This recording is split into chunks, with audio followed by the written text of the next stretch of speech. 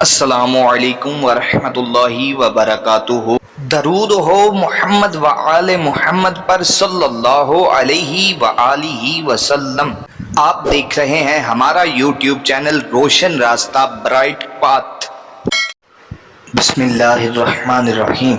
حضرت علی کرم اللہ وجہ الکریم کے متعلق آپ صلی اللہ علیہ وآلہ وسلم نے ارشاد فرمایا ہے کہ میں علم کا شہر ہوں اور علی اس کا دروازہ ہے۔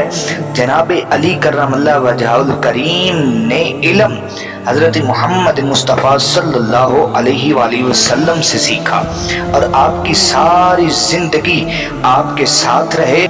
ایک دفعہ یہودیوں کی ایک جماعت حضرت علی رضی اللہ تعالیٰ کے پاس آئی اور وہ جناب علی کے علم اور دانائی کے مقام سے واقف تھے اور نادان یہ سوچ کر آئے تھے کہ اگر کسی طریقے سے وہ آپ کو علمی بنیاد پر شکست دے دیں تو اس سے مسلمانوں کو شرمندگی ہوگی اور ہر طرف ہمارا ڈنکا بجنے لگے گا۔ چنانچہ اس جماعت نے منصوبہ بنایا کہ ہم حضرت علی کرم اللہ وجہ الکریم سے مشکل سوالات کریں تاکہ وہ ان کا جواب نہ دے پائیں۔ اس جماعت کے یہودیوں نے یہ بھی منصوبہ بنایا کہ اگر جناب علی ان کے سوالات کے جواب دینے پر فقط تیار ہی ہو جائیں، جواب نہ بھی دیں تو بھی وہ جیت جائیں گے، کیونکہ وہ آپ پر شرط لگانے والے تھے کہ ان کے سوالات کا جواب قرآن کی بجائے ہماری کتاب تورات سے دیا جائے۔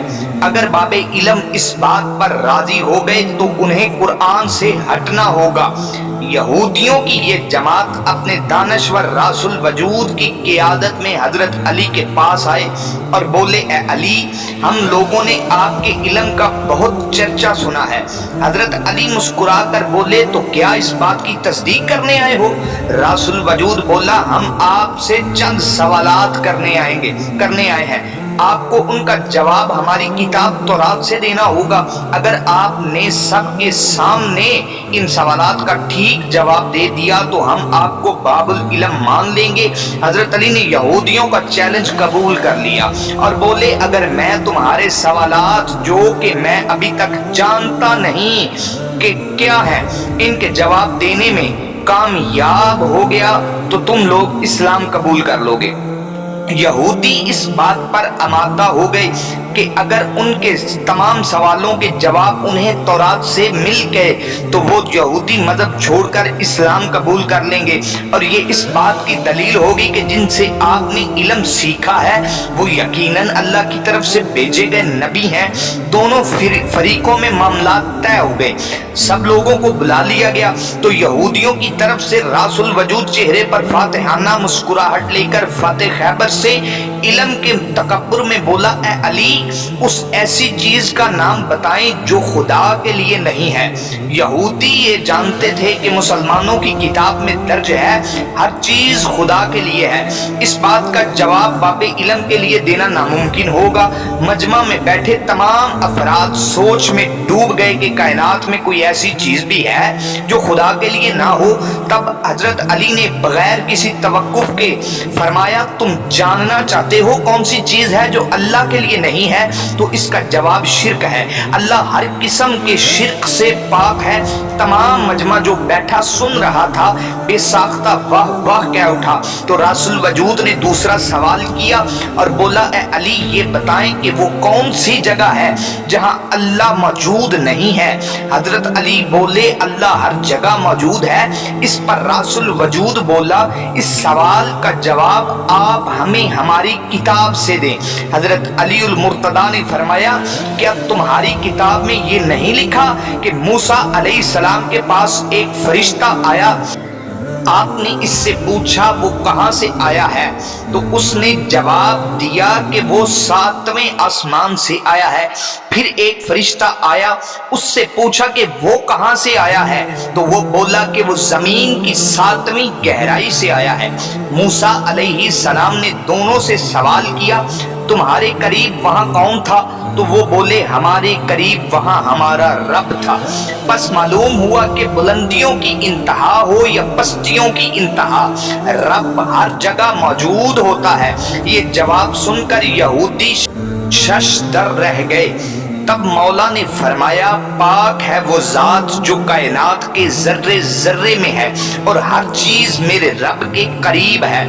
तीसरा सवाल यहूदियों ने पूछा, या अली ये बताएं वो कौन सी चीज है जो रब के करीब नहीं है। हजरत अली बोले, जुल्म एक ऐसी चीज है जो मेरे रब के करीब नहीं है। तीसरा जवाब ठीक होने पर रासुल वजूद थोड़ा परेशान हुआ और अपनी हिकमत अमली बदल कर इल्मी सवाल करने की बजाय आपसे तारीखी सवाल किया और बोला, ए अली उस चश्मे का नाम बताएं जो जमीन पर पहली मर्तबा जारी हुआ। हजरत अली बोले, उस चश्मे को छोड़ो, पहले मैं ये बताऊं कि तुम्हारे दिल में क्या है। और तुम्हारे दिल में ये है कि वो चश्मा बैतुल मुकद्दस की एक चट्टान के नीचे है। रासुल वजूद के मुंह से बेसाख्ता हाँ निकला तो हजरत अली बोले, आज अपनी इस्लाह कर लो, क्योंकि जमीन पर बहने वाला पहला चश्मा वो नहीं है जिसे तुम समझती हो, बल्कि जमीन पर बहने वाला पहला चश्मा वो है जिससे हजरत खिजर अलैहिस्सलाम ने पानी पिया था और उससे अब आपे हयात जारी है। यहूदियों ने इस जवाब के बाद एक और तारीखी सवाल किया और बोले, ये बताएं वो कौन सा पहला पत्थर है जो आसमान से जमीन पर उतारा गया। इस सवाल पर हजरत अली बोले, तुम लोगों के जहनों में पहला पत्थर वो है जो बैतुल मुकद्दस में नस्ब है, लेकिन तुम ये बात भूल जाते हो कि खाना काबा बैतुल मुकद्दस से कहीं पुराना है और हजरे अस्वद उसी वक्त नस्ब किया गया जब खाना काबा पहली दफा तामीर हुआ था, वही पहला पत्थर है। यहूदी आपके जवाबात सुनकर हिम्मत ना कर सके कि उन्हें गलत इकरार दें, क्योंकि आप उनके जवाबात इंतहाई दलील के साथ दे रहे थे और उनकी इस्लाह भी किए जा रहे थे। तब उनके रहनुमा ने एक और मुश्किल सवाल किया और बोले, ये बताएं वो कौन सी चीजें हैं जो मुसलसल कम और ज्यादा हो रही हैं। हजरत अली बगैर किसी तवक्कुफ के बोले, तुम अपने माह और साल पर गौर नहीं करते। हर दिन और रात आने वाले दिन और रात से पहले मुसलसल कम होती है और फिर मुसलसल ज्यादा। रासुल वजूद ने इस पर एक और सवाल पूछा, बोला, जिंदा रहने की पहचान सांस लेना है। क्या कायनात में कोई चीज ऐसी भी है जो सांस लेती है मगर जिंदा नहीं है। हजरत अली ने फरमाया, जानते हो ना, किताब में लिखा है सुबह जब निकलती है तो सांस लेती है, हालांकि सुबह के पास ना रूह है ना जान है। ये सुनकर वो जल्दी जल्दी बोला, अच्छा ये बताएं जमीन का वो कौन सा हिस्सा है जहां सूरज की किरणें सारी जिंदगी में सिर्फ एक दफा पड़ी और फिर कभी नहीं पड़ी। हजरत अली ने फौरन जवाब दिया, मूसा अलैहिस्सलाम ने जब दरिया को अपने असा से 2 टुकड़े किया तो उस जमीन पर सूरज की किरणें पहली दफा पड़ी और जब आप गुजर गए और पानी ने वो रास्ता बंद कर दिया तो फिर उस जगह सूरज की किरणें दोबारा कभी नहीं पड़ी। यहूदी रहनुमा हैरत ज़दा था, मगर अपने इस सवाल पर उसे यकीन था कि उसे इसका जवाब नहीं मिलेगा। लिहाजा बोला, ये बताएं या अली वो कौन सी चीज है जिसका खालिक खुद अल्लाह है मगर उसी के बारे में खुद सवाल भी करता है। हजरत अली बोले, मूसा अलैहिस्सलाम के असा का खालिक खुद अल्लाह है और इस असा के बारे में उसने खुद मूसा से सवाल भी किया और पूछा, मूसा ये आपके हाथ में क्या है। फिर यहूदियों ने अगला सवाल किया, बैतुल्लाह का तवाफ तो जी हयात करते हैं, लेकिन उस बेजान चीज के बारे में बताएं जिसने बैतुल्लाह का तवाफ किया।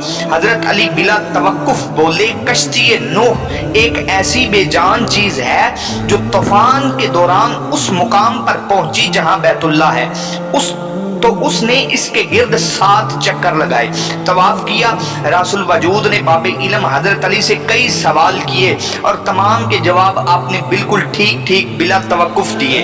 तो मजमे में बैठा हुआ एक यहूदी बोला, हजरत लोग तो हर सवाल पर सोच कर जवाब देते हैं, आप तो हर सवाल का जवाब बिला तवक्कुफ दे रहे हैं। इस पर हजरत अली बोले, तुम्हारे एक हाथ में कितनी उंगलियां हैं। तो वो बोला, फौरन बोला 5 हैं। इस पर آپ بولے مجھے بھی تم لوگوں کے ایسے ہی سوالوں کے جواب آتے ہیں جس طرح تمہیں اپنی 5 انگلیوں کے بارے معلوم ہے، مجھے بھی سوالوں کے جواب ایسے ہی معلوم ہے۔ یہودی نادان نہیں جانتے تھے کہ باب العلم کے پاس کائنات کے رازوں کا علم ہے، لیکن جب انہیں تمام سوالات کے جوابات ٹھیک مل گئے تو راس الوجود سمیت تمام گروہ نے کلمہ پڑھا اور دائرہ اسلام میں داخل ہو گئے۔